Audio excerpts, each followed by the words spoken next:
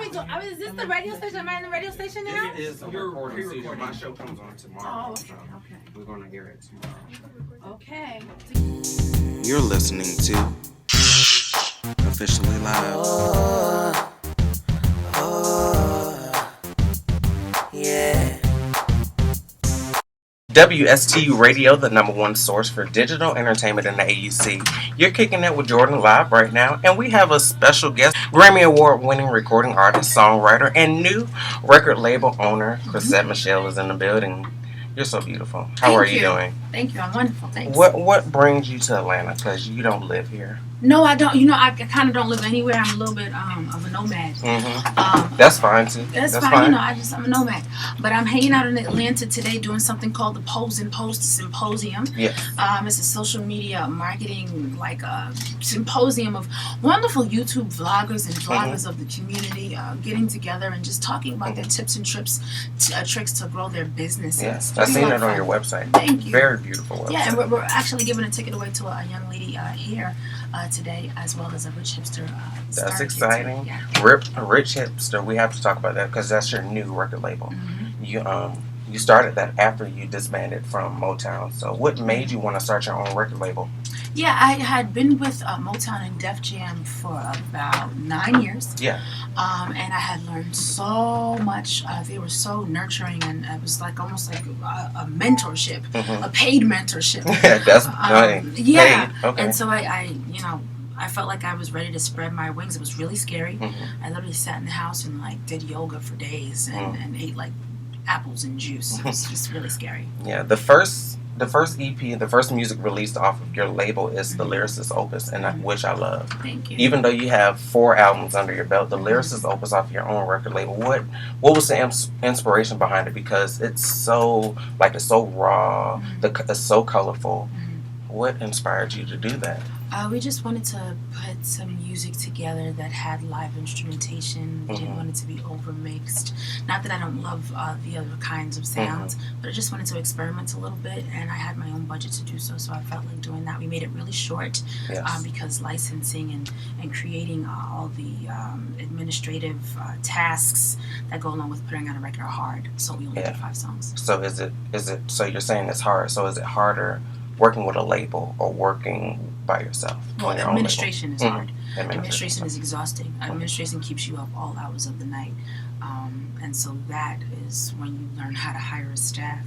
And staffing is pretty intense. Because you're the boss. You're the boss now.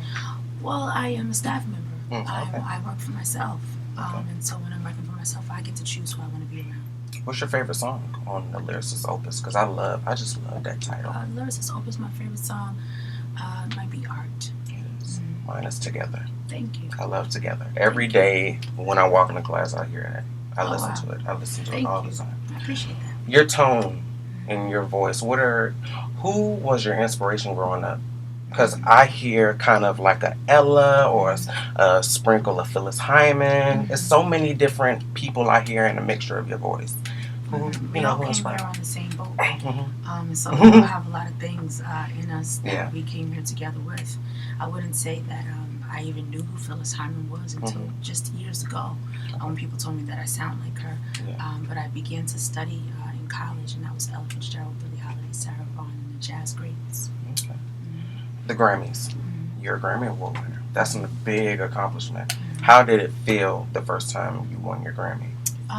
Winning a Grammy allowed me to be a part of a really cool group of people that spread music education around the country and around the world. They put instruments in schools, and so it's kind of fun to be able to have my sound check be kind of like a classroom experience for students. I'm really grateful to be accepted into the academy, I guess you could say, Grammy. With the elite. Yeah, it's pretty cool. Well, it's pretty cool. Another thing that's really cool is you on TV1's R&B Divas. What made you decide to join the cast of R&B Divas? I wanted you guys to get to know me. There were songs, but there was not my lifestyle. There wasn't my personality. There was just music. And so I needed something else to go along with the music that I was doing. And you guys really got to know me over the last year and a half. How do you feel about the new cast members, Stacey Francis and Brave? Brave is absolutely sweet. You can feel feel the positive energy kind of oozing from her. I get that. From day one. It seems almost as if she's meditating all the time. Absolute gem. And then unfortunately, Stacey and I never really got to know each other. Brave had come on much earlier in the filming, and right when Stacey came on is kind of right when I was leaving. Because your facial expression when she sat down at that table at Jesse Jackson's birthday party, it was like, who is this woman at my table? Yeah, and that, I didn't leave because she sat down at the table. But I just felt like the production staff was going in a different direction with the show in general. And the way that things were beginning to be set up kind of made me feel like it's time for me to leave, because I wasn't sure if I would be able to stay positive in that environment. On the show, you introduced us to your brother Lim, and he is diagnosed with bipolar disorder. Do you feel, was it very hard for you to display that?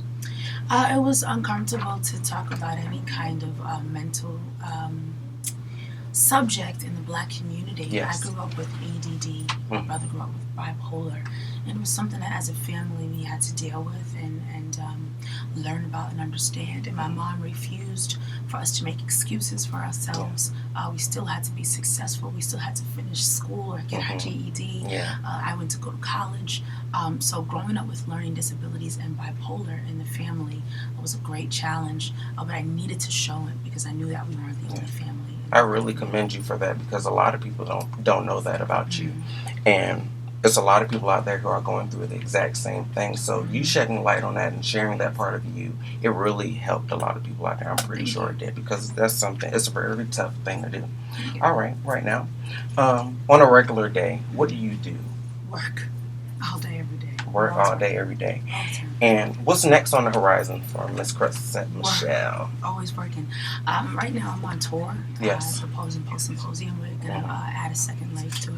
Yes. I'm also out with Anthony Hamilton. And I'm on another tour with R. Kelly. And then I have a Caribbean run. So that sounds great. We'll be leading to and what do you want when it's all said and done, what do you want people's final words to be about? What do you want to be last said? She was a lady. I want people to remember the first ladies of yore and relate me to that. It's important that I leave with a legacy of someone who carried themselves well, had grace, and had poise. I believe they will. Thank you. You're great. Thank you for coming. I'm glad I had you. Thank you so much. Thanks for having me. I won't forget the being in love with you.